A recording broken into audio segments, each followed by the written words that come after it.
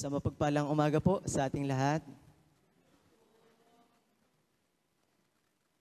Tayo po ay nasa ikalawang sambang umaga na para sa taong ito.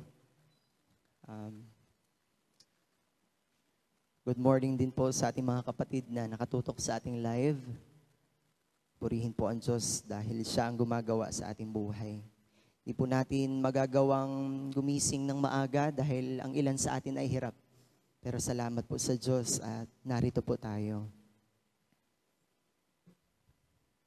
Tunay na napakabilis po ng araw, malapit na rin pong magpasko, ilang tulog na lamang. At sa kabilang banda po, sinisika po nating samantalahin ang ganito mga pagkakataon upang makapagturo ng salita ng Diyos at maabot nito ang mga taong hindi pa nakakaunawa ng katotohanan. Kaya pakisabi po sa inyong katabi, kapatid, huwag kang tutulog. Mayroong magandang sasabihin ng Diyos sa iyo ngayong umaga. Patuloy po nating tinatalakay ngayong umaga ang tungkol sa paksang ano ang mga bagay na ipinakita ni Jesus na dapat naman din po nating ipakita sa iba. Kung paano natin naramdaman yon, kung paano natin natanggap mula kay Jesus, yun din naman ang inaasahan ng Diyos na ipakita din naman natin sa ating kapwa. At para po sa topic natin ngayong umaga, ito po ay patungkol sa kahabagan ng Diyos. Isa po sa mga pangunahing katangian ng Diyos ang kahabagan o pagpapakita ng awa. At napakarami mga pagkakataon po sa Biblia na ipinakita ng Diyos ang kanyang habag at awa sa mga taong kanyang ibig pagkalooban nito. Siya ay Diyos na dakila sa kaawaan at nangangahulugang mayroong napakalaking habag ang Diyos at ipinagkakaloob niya ang pagpapatawad sa mga pagsalansang o sa kasalanan na nagagawa ng mga taong lubos na lumalapit sa Kanya. Nang magpakita po ang Diyos kay Moises, ipinakilala niya ang kanyang sarili sa pamamagitan ng mga salitang ito. Makibukas po kayo sa akin sa Exodus chapter 34, verse 6. Exodus chapter 34, verse 6. Ganito po ang sinasabi. Si Yahweh ay nagdaan sa harapan ni Moises at sinabi niya, Akong si Yahweh ay mahabagin at mapagmahal. Hindi ako madaling magalit. Patuloy kong ipinadarama ang aking pag-ibig at ako'y nananatiling tapat. Ang habag po ng Diyos ang nag-aalis sa pagkaalipin ng kanyang bayang Israel sa lupain po ng Ehipto. Hindi po matiis ni Yahweh ang pang-aalipin at pagpapahirap ng mga Ehipsyo sa mga Israelita. At isa po sa mga paulit-ulit na tema sa Biblia ang tungkol sa pagpupuri sa Diyos dahil sa kanyang kahabagan. Sa aklat po ng awit ni David ay kung ilang beses inuulit-ulit ang katagang ang kanyang kagandahang loob. O yung mercy na tinatawag ay magpakailanman. At sa ating mga nakakaunawa na nakagagawa ng kasalanan, alam nating habag lamang po ng Diyos ang tangi nating pag-asa, lalo na sa ating mga pagdalangin sa Kanya. Palaging doon natin nadepende ang ating pag-asa sa Diyos. Makikita natin ito sa pamamagitan po ng pananalangin ni David sa awit chapter 51 verse 1. Awit 51 verse 1. Sabi po doon, Ako'y kaawaan mo, o mahal kong Diyos, sang-ayon sa iyong kagandahang loob. Mga kasalanan ko'y iyong pawiin, ayon din sa inyong pag-ibig sa akin. Ganon kinikilala ni David ang Diyos, mga kapatid. Ang ugali o katangiang ito ng Diyos, ang ibig din naman niyang taglayin ng kanyang mga lingkod at mga mananampalataya. Ang isang lingkod ng Diyos ay dapat kakitaan din naman ng pagiging mahabagin o pagkamaawain sa kapwa. Ngunit sa paanong paraan po natin maaring ipakita ito? At sino ang mga taong dapat pag-ukulan ng kahabagan ng mga lingkod ng Diyos? Nakasaad po sa Mateo chapter 23, verse 23. Mateo chapter 23, verse 23. Ang ganito. na ang kaawaan ay isa sa mabigat at mahalagang bagay na nakahihigit sa lahat ng mga katangian na dapat ipakita at taglayin ng mga lingkod ng Diyos. Sabi po doon, kahabag-habag kayo, mga tagapagturo ng kautusan at mga pariseyo, mga mapagpakunwari, nagbibigay kayo ng ikasampung bahagi ng maliliit na halamang tulad ng yerba buena, ruda at linga, ngunit kinakaligtaan naman ninyong isagawa ang mas mahahalagang turo sa kautusan, ang katarungan, ang pagkamahabag, at ang katapatan. Dapat ninyong gawin ang mga ito nang hindi kinakaligtaan ang ibang mga utos. Mapapansin po natin doon sa talata, tapat ang mga pariseyo at ang mga tagapagturo ng kautusan na magbigay ng ikasampung bahagi nila. Ngunit meron silang na-missed. At yun yung pagiging makatarungan, yung pagkamahabagin, at yung katapatan. Ibig po ng Diyos, mga kapatid, na lumakad tayo ng may kahabagan at may kaawaan sa iba. Ito ay pagpapakita po ng ating pagsunod sa Diyos. Nang magkatawang tao po si Jesus, ipinakita niya ang dakilang halimbawa ng kahabagan at pagkamaawain. Sinabi po ni Jesus sa Mateo chapter 9 verse 13. Mateo chapter 9 verse 13. Humayo kayo at unawain ang kahulugan nito. Habag ang nais ko at hindi handog, sapagkat naparito ako upang tawagin ang mga makasalanan, hindi ang mga matuwid. Maliwanag po mga kapatid na ang ibig at ang gusto ng Diyos ay habag at hindi ang hain. Naparito po siya upang tawagin ang mga makasalanan. Mula din po sa kanya ang kautusan na maging mahabagin sapagkat kung paanong ang Ama ay naging mahabagin sa kalagayan ng sangkatauhan, ay ganoon din naman po niya na gustong ipakita natin ito sa iba. Sabi po sa Lucas chapter 6 verse 36, Lucas chapter 6 verse 36, maging mahabagin kayo tulad ng inyong Ama na mahabagin. Hindi po ba pautos iyon? Inuutusan tayo ng Diyos. Kung paano daw po ang Diyos Ama ay mahabagin, ganun din naman daw po dapat tayong maging mahabagin sa ibang tao. Karaniwan po, ang habag ay ipinakikita natin sa mga taong kung tawagin ay kapuspalad. Nangangailangan ng pagkalinga at tulong. Doon natin ibinubuhos ang ating habag. At ngayong umaga po ay pagbubulayan natin ang mga bagay patungkol sa kahabagan at sasagutin natin ang katanungan na, ano ang nagagawa ng isang taong may kahabagan? Ano ang nagagawa ng isang taong may kahabagan? Una, nakikita niya ang paghihirap ng iba. Nakikita niya ang paghihirap ng iba.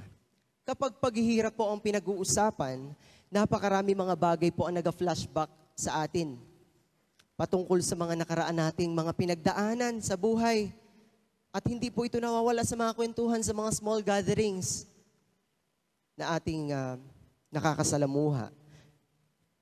Andyan po ang mga pagsubok, trahedya sa buhay, sa pamilya, paghihirap dulot ng pagkakasakit, paghihirap ng loob dahil sa mga ugnayang hindi magkasundo, estado ng pamumuhay at marami pang iba. Basta pagpatungkol sa paghihirap, napakaraming pinagdaanan natin. Napakabigat po kung ating babalikan at iisipin, hindi po ba? Pero ni minsan po ba nakita din natin ang paghihirap ng ating kapwa? Hayag po ba sa atin yung paghihirap ng ating kapwa na bagamat nandyan na siya sa iyong harapan, kita mo ba yung kahabag-habag na kalagayan niya? Masyado tayo nakafocus sa ating sarili. Panginoon, kaawaan mo ako. Panginoon, kaabagan mo ako. Without realizing kung gaano kahabag-habag yung mga taong nakapaligid sa atin. Ang spotlight ng mga pangyayari ay palagi nating itinutuon sa ating mga sarili. Nalilimutan nating magmasid sa paligid to see other people's problem and sufferings. Hindi minsan po ba kinamusta na natin ang ating kapwa? Ilang beses natin silang nakakamusta? Dito po ba sa loob ng church? Ilan lang yung mga kapatid na kinukumusta mo? Pili lang ba? Or should I say, nakita mo ba yung kalagayan niya? Kinamusta mo, pero hindi mo nakita yung kalagayan niya. Naipag-pray mo ba siya noong mga panahong kailangan niya ng tulong sa pananalangin dahil hirap na siya? Those questions reflect and remind us, paano ba natin nakikita ang paghihirap ng iba? Sa kwento po ng alibughang anak, makikita at mapapansin natin ang napakalaking kahabagang mayroon ang isang ama sa kanyang anak. Alam ko pong familiar and related na ang kwentong ito sa bawat isa sa atin dahil nadaanan na ito sa maaring ilang mga mensaheng nagdaan o maaring na-enkwentro na natin ito sa ating mga pagbabasa, pagbubulay.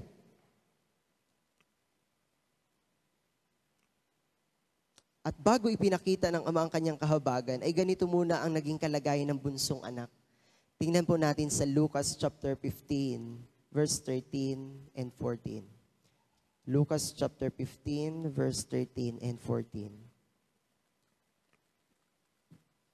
Itong same na talata rin po ang ating gagamitin doon sa mga susunod na mga punto.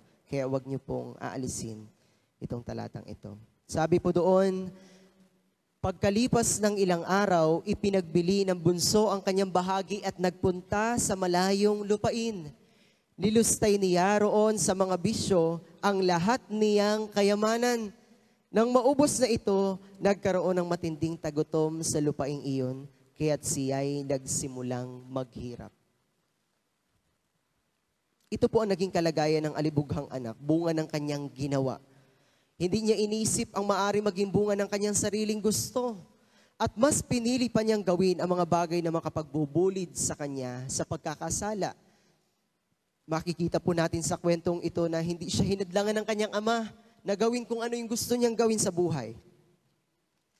At makikita din po natin sa kwentong walang naibubungang maganda ang mga makasariling hangarin. Alam ko pong related din ang ilan sa ating mga magulang ngayong umaga sa same na karanasan. Maaring ang ibang mga magulang na naririto ay wala na ring magawa sa naging katigasan ng ulo ng kanilang mga anak. At wala na silang ibang naiisip gawin o naiisip na paraan kundi ang idulog palagi ito sa panalangin sa pag-asang ma-realize ng kanilang mga anak ang maling daan o landas na kanilang tinatahak. Pansinin po natin yung point of view na ipinakita ng ama sa kabila ng ginawa ng kanyang anak. Matapos na gawin ng anak ang lahat niyang gustuhin gawin sa buhay, ay bumalik siya sa kanyang ama sa pag-asang siya'y muling tatanggapin ito. Ganito po ang naging reaksyon ng ama sa kanyang anak sa verse 20. Malayo pa'y natanaw siya ng kanyang ama at dahil sa matinding awa, ay patakbo siyang sinalubong, niyakap at hinalikan. Siguro po ay mapapaisip tayo kung bakit gayon na lamang ang naging reaksyon ng isang ama sa kanyang anak na halos piliin at gawin ang mga bagay na makapagbubulid sa kanya sa pagkakasala, ngunit nang siya'y bumalik sa kanyang ama, iba yung naging pakiramdam niya. Napansin niyo po ba yung word na at dahil sa matinding awa?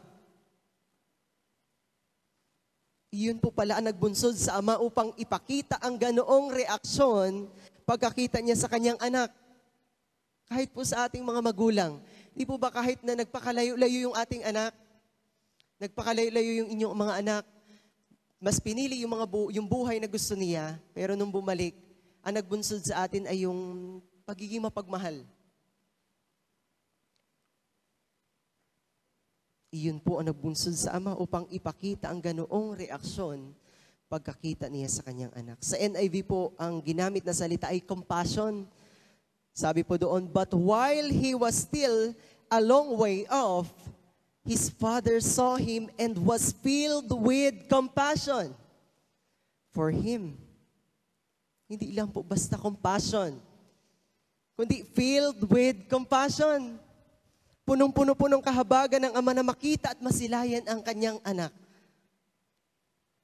Grabe.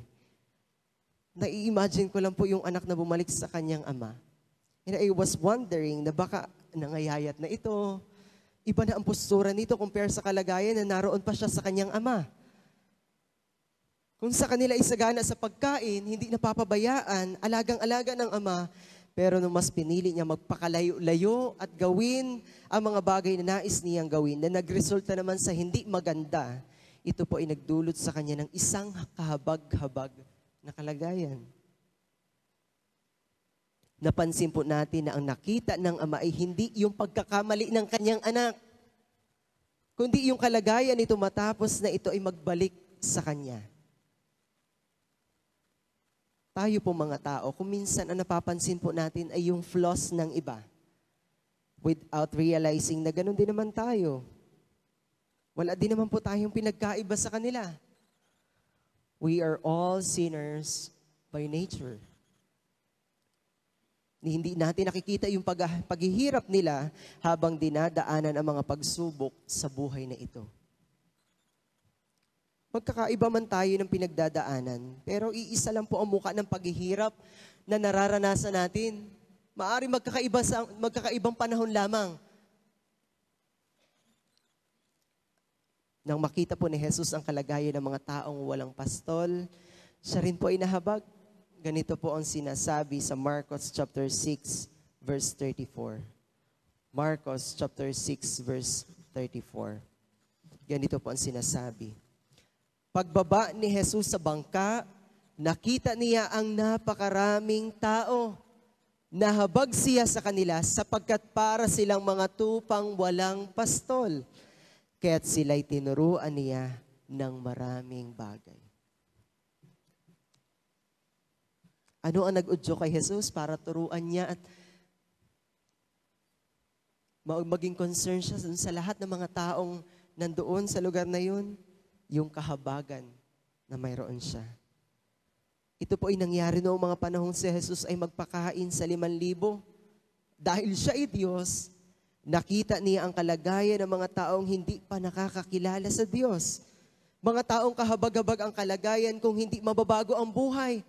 And that same situation triggers him to teach the Word of God and about the gospel.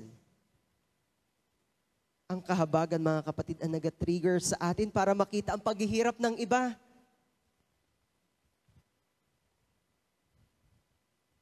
Kung babalikan po natin yung moment na nasumpungan tayo ni Jesus, gaano tayo kahabag-habag before? Tanungin mo nga ang iyong sarili, gaano ako kahabag-habag before nang masumpungan ni Jesus? Gaano natin kailangan ang kahabagan ng Diyos? Kung nauunawaan po natin kung gaano tayo kinahabagan ng Diyos, iyon din po ang magtutulak sa atin para kahabagan din ng iba. Without any condition. Without further ado. Kahabagan po ang mga taong hindi naman kailangan maghirap at mapahama kung ipapanalangin natin silang makakilala sa Diyos. Makikita lamang po natin ang kalooban at mauunawaan lamang po natin ang kalooban ng Diyos at ang gusto niyang gawin kung bukas ang ating mga spiritual na mata na sensitive upang makita ang kalagayan ng ibang tao. Ang Diyos lamang po ang may kakayanang buksan ng ating mga mata at ang ating puso para makita natin ang paghihirap ng ating kapwa. Hilingin po natin sa Diyos na ipakita niya sa atin ang kalagayan ng ating kapwa at lagyan tayo sa ating puso ng isang napakalaking kahabagan para abutin at ipanalangin po sila. Pangalawang nagagawa ng isang taong may kahabagan, siya ay naghahangad ng pinakamabuti para sa iba. Hindi lang po mabuti, kundi pinakamabuti para sa iba. Usually po, ang mga taong may kahabagan lamang ang nakakakita ng paghihirap ng iba o ng kapwa. At ang naghahangad ng best sa taong iyon. Pero nais ko pong sabihin na hindi po lahat ng may kahabagan ay naghahangad ng mabuti para sa iba. Unless kung ang puso niya ay binago ng Diyos at nilikhaan ng malaking kahabagan sa kanyang kapwa. Paano po ba tayo naghahangad ng mabuti sa ibang tao?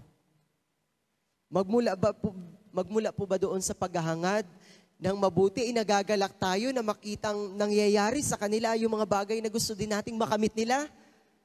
Or after nating maghangad ng mabuti para sa kanila, dahil mali at iba ang ating puso, ay hindi natin magawang maging masaya matapos nilang makamit iyon? Alin po kaya tayo doon sa dalawang iyon? Iyon po ay paglalaban ng dalawang kalagayan ng ating puso. Pero nais po ng Diyos ay maghangad tayo ng lahat ng pinakamabuti para sa ibang tao. Kung paano tayo inabless ng Lord, ganun din dapat tayo maghangad na i-bless sila ng Diyos.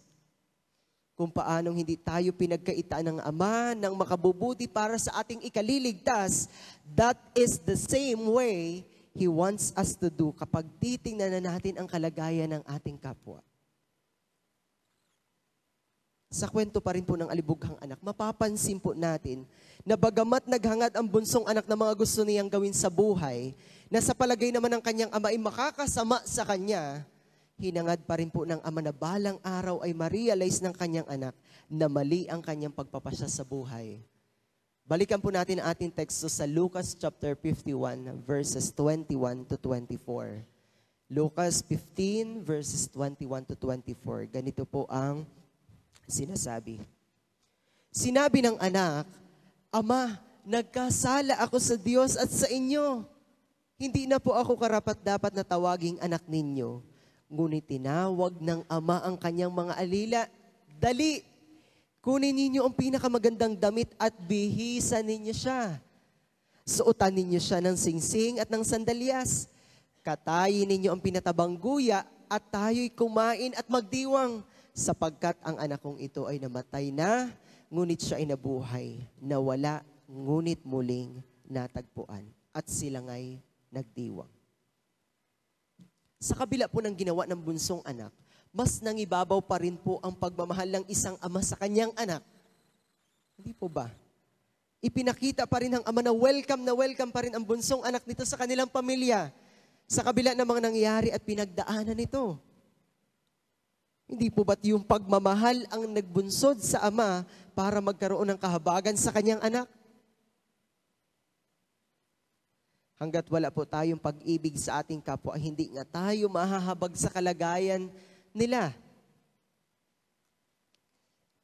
Kung mapapansin po natin mga kapatid, yung act of compassion ng isang ama sa kanyang anak, ito po ay nagpapakita ng paghahangad ng pinaka-best at pinakamabuti pa rin sa kanyang anak sa kabila ng mga ginawa nito.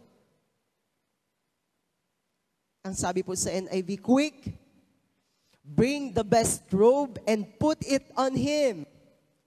Put a ring on his finger and sandals on his feet. Bring the fattened calf and kill it. Let's have a feast and celebrate. Grabe yung ipinakita ng ama sa kanyang anak, na parang binaliwala na lamang ng ama kung ano man yung naging nangyari sa kanyang anak. Dahil mas nangibabaw yung pag-ibig at yung kahabagan na mayroon siya. Hinangad pa rin niyang gawan ito ng mabuti at hindi ang kamuhian. Ikumpara po naman natin ang kahabagang ipinakita ng ama sa kawalang kahabagan na ipinakita naman po ng panganay na kapatid. Tingnan po natin sa Lucas chapter 15 verses 25 to 30. Lucas 15 verses 25 to 30. Ganito po ang sinasabi. Nasa bukid noon ang anak na panganay. Nang umuwi siya at malapit na sa bahay, narinig niya ang tugtugan at sayawan. Tinawag niya ang isang utusan at tinanong, bakit anong nangyari, anong mayroon sa atin? Dumating po ang inyong kapatid, sagot ng alila. Ipinagpatay po ng inyong ama ang pinatabang guya dahil ang inyong kapatid ay nakabalik ng buhay at walang sakit. Nagalit ang panganay at ayaw niyang pumasok sa bahay. Pinuntahan siya ng kanyang ama at pinakiusapan, ngunit sumagot siya, pinaglingkuran ko kayo sa loob ng maraming taon at kailanmay hindi ko kayo sinaway. Ngunit ni minsay hindi ninyo ako binigyan ng kahit isang maliit na kambing para magkasayahan kami ng aking mga kaibigan. Subalit nang dumating ang anak ninyong ito, na lumustay ng inyong kayamanan sa masasamang babae, ipinagpatay pa ninyo siya ng pinatabang guya. Nakita po natin yung pagkakaiba ng reaksyon ng ama sa naging reaksyon noong panganay na kapatid. Bilang tao, nauunawaan po natin kung bakit gayon na lamang ang galit ng panganay sa kanyang bunsong kapatid. Kung sa ibang tao, ang first reaction talaga ay kamuhian iyon. Itakwil at hindi natanggapin pa. Talaga naman pong hindi maganda ang ginawa ng bunsong anak at sa paningin ng tao, hindi ganun kaagad-agad mapapatawad yung ganoon o katanggap-tanggap yun. It takes time para makamove on sa pangyayari. Pero kakaiba ang ipinakita ng ama at isang kahanga-hangang halimbawang pwede nating tularan. Kung minsan kapag ginawan tayo ng masama ng ating kapwa, ang ibinabalik o iginaganti din natin ay masama. Noong hindi pa tayo nakakakilala sa Panginoon. Kung ano yung ipinakita sa atin, yun din yung same o mas grabe pa yung ipapakita natin sa iba. Without knowing its consequences at kung ano ang mararamdaman ng Diyos. Yan po ang pagtingin ng mundo. Pero tayong mga nakay Kristo na, tayo mga binago na, hindi na po dapat maging ganoon ang pakikitungo natin sa ating kapwa, lalong higit sa mga hindi pamananampalataya. Ganito po ang sinasabi ni Jesus sa Lucas chapter 6, verse 35 to 36. Lucas chapter 6, verse 35 to 36. Mahalin ninyo ang inyong mga kaaway at gumawa kayo ng mabuti sa kanila. Magpahiram kayo na hindi umaasa ng anumang kabayaran. Sa gayon, malaking gantimpala ang tatamuhin ninyo at kayo'y magiging mga anak ng kataas-taasang Diyos. Sapagkat siya'y mabuti kahit sa masasama at sa mga hindi marunong magpasalamat.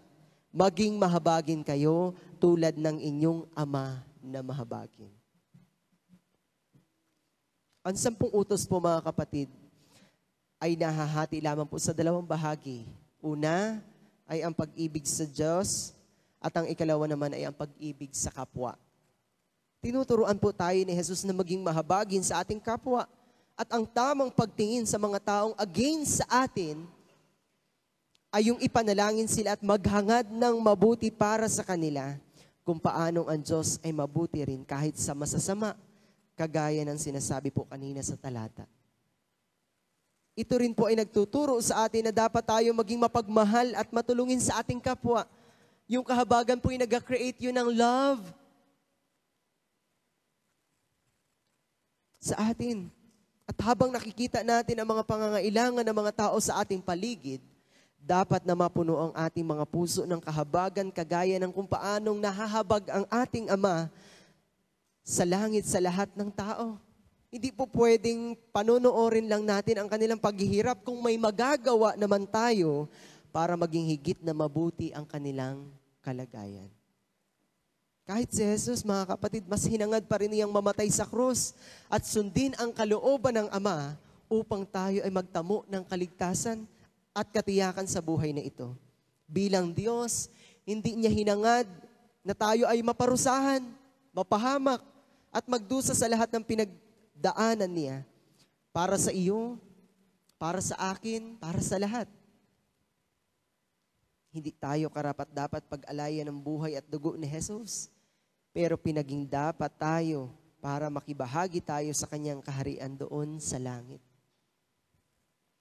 Ngayong Pasko po mga kapatid, ang maghangad ng pinakamabuti sa ating kapwa ay isang bagay na makapagdudulot ng malaking pagbabago sa pagtingin natin sa iba. Hindi lamang po sa ating sarili. Ang maghangad na maligtas ang mga taong malalapit sa iyo at magkamit din sila ng buhay na walang hanggan ay hindi masama. Iyon ay kalugod-lugod sa Diyos. Ang maghangad ng mapabuti, ang kalagayan ng mga taong humahamak sa iyo ay isang napakagandang katangian. Ang maghangad na umunlad ang buhay ng iba ay isang tamang pagtingin sa kung ano ang ibinigay ng Diyos sa iyo at sa nakita mong kalagayan ng kapwa mo ay gayon ang ihihiling mo sa Diyos para sa kanila.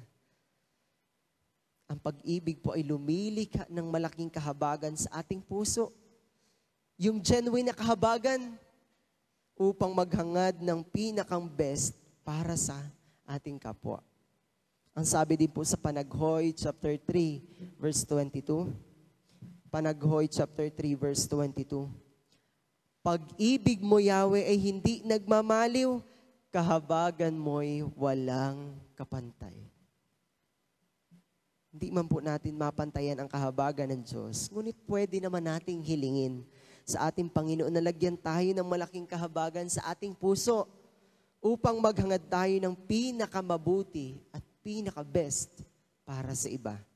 Hindi lamang po sa mga panahong gusto lang natin na, Lord, hinihiling ko po ito para sa ganito, para sa ganitong panahon, para sa Kanya.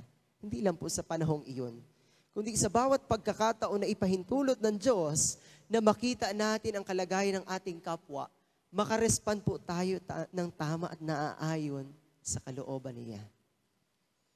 Pangatlo po at panghuli, na nagagawa ng isang taong may kahabagan, siya ay tumutulong para maibsan ang paghihirap ng iba. Siya ay tumutulong para maibsan ang paghihirap ng iba. After po nating mapakinggan at mapagbulayan ang dalawa sa mga naunang punto, ang ikatlo po ay masasabi kong isang napaka-practical application para sa atin kung paano natin ipapractice yun. To have a compassionate heart.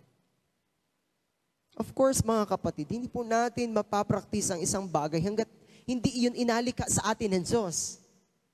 Hanggat hindi tayo nag-desire na, Panginoon, gusto ko pong maging mahabagin sa aking kapwa. Hanggat walang desire sa ating puso, hindi iyon mangyayari. Ang pagtulong din naman, kailangan po muna natin magnasa ng kahabagan mula sa banal na Espiritu at saka pa lamang iyon ipagkakaloob ayon sa kondisyon ng ating puso. Ang pagtulong po ay pagpapakita ng isang pusong may kabigatan para makipasan sa dinadala ng iba. Ang pagtulong din naman po na walang hinihintay na kapalit ay isang magandang katangian na maaari nating paunlarin sa ating mga sarili. Paano ba natin tinitingnan ang pagtulong sa iba? Paano natin masasabing dapat nating tulungan ang ating kapwa? May kakayahan ba tayong maibsan ang paghihirap ng iba? Those questions, mga kapatid, help us to recall kung paano natin ipinakita o ipapakita ang pagtulong sa ibang tao dahil sa kahabagang mayroon tayo.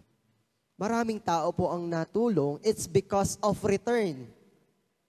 Alam kong familiar po ang lahat sa atin. Marami tayong kilalang mga taong ganyan. At ang iba naman ay bunga ng conviction ng banal na Espiritu para ipakita ang kahabagan sa taong nangangailangan. Mayroong mga taong nakikita ang pangangailangan ng iba, pero walang magawa or even hindi alam kung paano makakatulong. May mga ganoong tao. Isang biyaya sa ating mga Kristiyano, mga kapatid, ang makadiscern ng pangangailangan ng iba. Kung minsan iniisip ng mga tao na ang pagtulong ay more on giving any material things that is needed. Ang pagtulong naman po, mga kapatid, ay hindi lamang nakabase or naka-specified sa mga material na bagay. Kundi kung ano ang hinihingi ng pagkakataon, iyon ang ibigay mo. Whether it needs material things or your presence bilang kapwa. Doon po sa kwento ng alibughang anak, yung nakita natin yung point of view na mayroon yung panganay na kapatid. Normally, sa katulad nating tao, ang talagang magiging reaksyon natin doon ay katulad din ng panganay. Maari pang sa tindi ng ating galit dahil sa ginawa nito, baka kung ano pa ang magawa natin. Sa mga oras na yun, hindi naging tama ang puso ng panganay na anak, kundi mas nangibabaw sa kanya ay ang inggit sa ginawang pagpapabor ng kanyang ama sa bunsong kapatid nito. Nawala namang resultang maganda. Isa pa ang galit sa ginawang napaka-warm welcome ng kanyang ama sa kapatid nito na lumustay ng lahat ng kayamanan. Talagang kakaibang galit po ang nalikha sa puso ng panganay na anak. At sa ipinakita nito, makikita nating walang naibubungang mabuti kapag mali ang ating puso. Ang naipapakita natin sa ating kapwa ay pagkamuhi at galit sa halip na pagtanggap at kahabagan. Pero ang kanyang ama, imbis na manumbat, ginawa ng ama ang kanyang magagawa para maibsan ang kalunos-lunos na sinapit ng anak. Umuwi itong gulanit, marahil ang damit, walang sapin ang paa, marungis at nawala na ang kakisigan nito. Kaya naman nagmamadali po ang ama na pinabihisan at bigyan ng sapatos at singsing ang anak. Gusto niya na agad-agad maibsan ang kahihiyan at kahirapan na sinapit ng anak dahil sa maling pamumuhay. Yun ang talagang gusto ng ama. Kitang-kita marahil ng ama ang masidhing kahirapan na pinagdaanan ng anak mula sa itsura at kasuotan nito.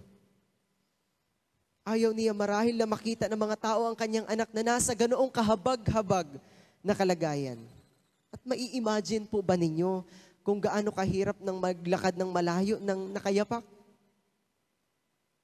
Ang lalaking ito ay sa malayong lupain nagpunta nang umalis siya sa kanilang bahay. Siya ay nagpakalayo-layo dahil gusto niyang gawin ang kanyang nais gawin. Ngunit nang umuwi ito, ni sapin sa paa ay wala na. Ganyan po ang Diyos, mga kapatid. Masakit sa puso ng Diyos na makita ang ating mga paghihirap bunga ng kasalanan. Napipighati ang Diyos kapag tayo gumagawa ng pagkakasala. Ganito po ang sinasabi sa Panaghoy chapter 3, verse 33. Panaghoy chapter 3, verse 33. Dahil hindi siya natutuwa na tayo'y saktan o pahirapan. Natutuwa po ba ang Diyos kapag tayo ay sinasaktan, inaalipin ng kasalanan? Hindi po, mga kapatid. May mga taong nag-iisip na ang Diyos ay malupit at sadistang Diyos na natutuwa na tayo'y parusahan. Napopuot siya sa ating kasalanan at talagang kailangan niyang parusahan ito dahil siya ay banal at makatarungan. Ngunit bagamat kailangan niya tayong parusahan, hindi siya natutuwa na gawin iyon. Ayaw niya yun. Ang totoo, ang gusto ng Diyos ay maligtas ang lahat ng tao at makaalam ng katotohanan. Sinasabi din po sa Ezekiel 33, verse 11. Ezekiel 33, verse 11. Ay ganito po ang sinasabi. Sabihin mong ipinasasabi ko na akong si Yahweh, ang buhay na Diyos ay hindi nasisiyahan na ang sino may mamatay sa kanyang kasamaan. Nais kong siya'y magbagong buhay, pagkat di sila dapat mamatay sa kanilang kasamaan. Ganun ang puso ng Diyos, mga kapatid. Hindi masaya ang Diyos na ang tao ay mamatay sa kanyang kasamaan. Sa halip isinugo niya ang kanyang bugtong na anak para makalibre ang tao sa tiyak na kapahamakan. Kaya biyaya, kung maituturing talaga natin ang pagdating ni Jesus sa mundo, sa ating mga buhay. Kaya bakit ba natin ginugunita ang Pasko? Dahil inaalala natin yung magandang bagay na ginawa ng Diyos sa bawat isa sa atin. Inibsan ni Jesus ang malagim na pagdurusang naghihintay sa ating lahat. Kinahabagan niya tayo kahit hindi tayo karapat-dapat. Sa mga Bilang chapter 14, verse 18a, ay idinescribe ang Diyos sa kanyang likas na katangian. Ang sabi po doon, si Yahweh ay hindi madaling magalit, mahabagin at handang magpatawad. Ganon idinescribe ang Diyos. Kaya kahit na anong nagawa pa nating kasalanan, mabigat man o hindi, marami man po o maunti, malaki man o maliit, kaya itong patawarin ng Diyos dahil siya ay mahabagin sa lahat ng mga taong lumalapit sa Kanya at nagbabalik loob. Sapat ang kahabagan at biyaya ng Diyos, mga kapatid. Kung paanong ang Ama sa ating teksto ay hindi nanumbat sa lahat ng mga nagawang pagkakasala ng Kanyang bunsong anak, gayon din naman po ang Diyos. Never siyang nanumbat sa tuwing tayo ay lumalapit sa Kanya at nagbabalik loob. May narinig ba tayo sa Diyos na nung tayo lumapit na dungisan dahil sa kasalanan? May narinig ba tayo sa Diyos na bakit ginawa mo yan? Hindi po ba wala tayong narinig sa Diyos? Hindi nakabukas pa ang kamay ng Diyos na halika anak, kaya kitang patawarin sa iyong mga kasalanan. Kaya kong bigyan ka ng isang buhay na ganap at kasiya-siya.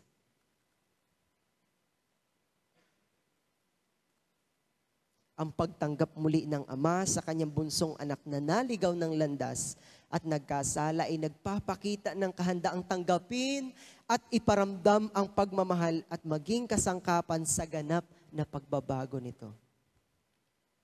Ipinamalas po ng Diyos ang kanyang kahabagan nang minsang mag-alay si Kristo ng kanyang buhay para sa ikaliligtas ng lahat. Nakita ng Diyos ang kahabag-habag na kalagayan ng tao at ang kahahantungan niyon kapag nagpatuloy iyon sa pagpapamakasama. Nagmagandang loob pa rin po ang Diyos sa ating mga makasalanan. Ganito naman po ang patutuo ni Apostol Pablo sa 1 Timothy chapter 1 verse 16. 1 Timothy chapter 1 verse 16. Ang sabi po doon, ngunit akong pinakamasama ay kinahabagan upang ipakita ni Kristo Jesus sa pamamagitan ko ang kanyang lubos na pagtitiyaga at upang ito'y maging halimbawa sa mga sasampalataya at bibigyan ng buhay na walang hanggan. Nakilala po ni Apostol, kinilala niya ang kanyang sarili bilang pinakamasama na siya'y kinahabagan din lamang ng Diyos. At magmula doon sa patutuon niya, yun ay nais ni Pablo na maging isang halimbawa din na dapat nating tularan ng mga sumampalataya sa Kanya. Naunawaan ni Pablo na maging siya ay kinahabagan din lamang po ng Diyos sa pamamagitan ni Jesus. Tinulungan po tayo ni Jesus na maibsan ang galit ng Diyos. Maging ang ating paghihirap at pag-aalala sa buhay na ito. Nagkaroon tayo ng katiyakan sa ating kaligtasan. Tinulungan tayo ni Jesus na maibalik ang ating nasirang kaugnayan sa Ama. Ang katuwiran po na ni Jesus ang nakikita ng Ama sa ating mga sumampalataya sa Kanyang anak sa halip ng ating mga kasalanang ginawa. Malaki po ang nagagawa ng isang pusong mayroong kahabagan. Kaya nitong pawiin ang anumang galit at pagkamuhi dulot ng kasalanan. Ang kahabagan po ang nag-uudyok sa tao para tumulong sa kapwa. Hanggat wala tayong kahabagan sa ating puso, kahit pahayag sa atin yung kalagayan ng ating kapwa, hindi natin yung tutulungan. Ito rin po ang lumilika ng isang matang sensitibo sa kalagayan ng iba. Kung minsan may mga taong hindi material na bagay po ang kailangan, kundi panalangin. Malaki po ang nagagawa ng panalangin dahil kaya nitong baguhin ang lahat. Kahit na ang buhay ng tao. Malaki ang naitutulong nito para sa mga taong walang nakikitang pag-asa sa buhay, mga taong naliligaw ng landas, mga taong may sirang ugnayan sa iba, mga taong mayroong matinding paghihirap dulot ng espiritual na laban at marami pa pong iba. Ito ang mga pagtulong na hindi kinakailangan mag-offer ng material na bagay para maibsan ang paghihirap, kundi ang palaging pagdepende at pag-asa sa Diyos. Yun lamang po ang maaring makaibsan ng lahat ng paghihirap na iyon. Ngayong Pasko po, naway maging daluyan tayo ng biyaya para sa ibang tao. Sa ating kapwa, kapitbahay, pamilya, sa ating kapwa, mananampalataya at sa iglesia. Maipakita po nawa natin ang kahabagan sa pamamagitan ng pagtulong sa pangangailangan ng iba. Pagtulong na hindi naghihintay ng kapalit. Tama po na magkaroon ng isang puso na patuloy na tumutulong sa iba at nakalulugod sa Diyos na makita ang kahanga-hangang katangiang ito sa ating mga buhay. Bilang pagtatapos po, malinaw na ipinapakita at inihahayag sa Biblia na isa sa mga banal na katangian ng tagapagligtas ang pagiging maawain at mahabagin. Itinuro po ni Jesus sa Mateo chapter 5 verse 7 na mapapalad ang mga mahabagin. At sa Lucas chapter 6 verse 36, yung kanina po nating talata, maging maawain kayo gaya naman ng inyong Ama na maawain. Ang kahulugan po ng awa ay pagkahabag at kalakip ang damdamin at pagpapakita ng pagdamay, kabaitan, pagpapatawad at pagmamahal sa kapwa. Madalas tayong maawa kapag nalalaman natin ang kakaiba at kalunos-lunos na mga sitwasyon ng ating kapwa. At ipinakita po ni Hesukristo ang walang hanggang kakayahan niyang maawa. Hindi niya matingnan ang mukha ng mga tao nang hindi nasasaktan sa kanilang pagkalito, pagkabagabag at paghihirap. Kapag nakakita siya ng mga taong naghahapis at nangakalat na gaya ng mga tupang walang pastol, naaantig ang kanyang puso sa pagkahabag sa kanila. Ganon yung kahabagang mayroon si Jesus. Nag-iwan po siya ng halimbawang dapat din naman nating tularan bilang mga iniligtas niya. Nais niyang manalaytay ang kanyang itinuro sa lahat ng mga taong sumasampalataya sa kanya. At tanging ang mga taong mayroong ganap na pagkakilala at pag-ibig sa Diyos lamang ang siyang tanging makapagpapakita ng ganap na kahabagan sa iba kahit saan mang mga pagkakataon sa ating buhay. Maaring isang malaking hamon po ito sa atin kung paano tayo makakapagpakita at makakapagpadama ng kahabagan sa ating kapwa. Pero nais tayong i-encourage ng salita ng Diyos na kung nanaisin nating mabigyan lugod ang Diyos, maging katulad niya, at nagnanais tayo genuinely na ipakita ang kahabagan sa ating kapwa, ito po ang sabi sa Santiago chapter 4 verse 6. Santiago chapter 4 verse 6. Ngunit ang Diyos ay nagbibigay ng higit pang pagpapala. Higit pa po sa hinihingi natin ang kayang likhain ng Diyos sa ating mga buhay. Kung tama ang puso natin at kung mayroon tayong kabigatan para abutin ng iba, hindi imposible sa Diyos na ipagkaloob talaga niya yung pagpapalang iyon ng kahabagan sa ating puso. Imposible man sa paningin ng tao, ngunit napakaposible sa Diyos na higit na makapangyarihan sa lahat. Kaya po ng Diyos na likhaan tayo ng malaking kahabagan para makita natin ang kalagayan ng iba at mag-trigger ito sa atin para makita ang paghihirap ng ating kapwa, maghangad ng pinaka-best at mabuti para sa kanila, at tumulong para maibsan ang paghihirap nila. Naway maging paalala din po sa atin ngayong Kapaskuhan na hindi ang paghahangad ng mga material na bagay o ang mga handa sa Pasko ang mahalaga, kundi kung paano natin gugunitain at aalalahanin ng isang napakalaking biyaya na nagdala sa atin ng napakalaki din pag-asa sa buhay na ito. Gayon din ang mabigyan lugod ang Diyos sa pamamagitan ng mga buhay natin na maging daluyan tayo ng pagpapala para sa iba. Makita lalo na ng mga hindi pamananampalataya ang biyaya ng kahabagan na kung paano ipinakita ito ni Jesus sa atin, ay gayon din naman natin dapat ipakita sa iba upang sila may makaranas ng pagkalinga at tunay na pagliligtas ng Diyos.